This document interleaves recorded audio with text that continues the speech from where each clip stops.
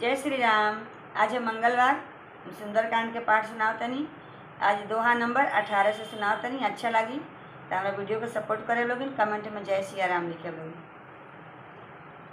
सुनिसुत लंकेशरी साना पठई मेघनाद बलवाना मार्ष जनिसुत बा देवताई देखी कपिय मार्ष जनिसुत बा देवताही देखी कपिय कर आही चला इंद्रजीत अतलुत जोधा बंधु निधन सुन उपजा क्रोधा कपि देखा दारुण भट आया कटकटाई गरु जाय रुधावा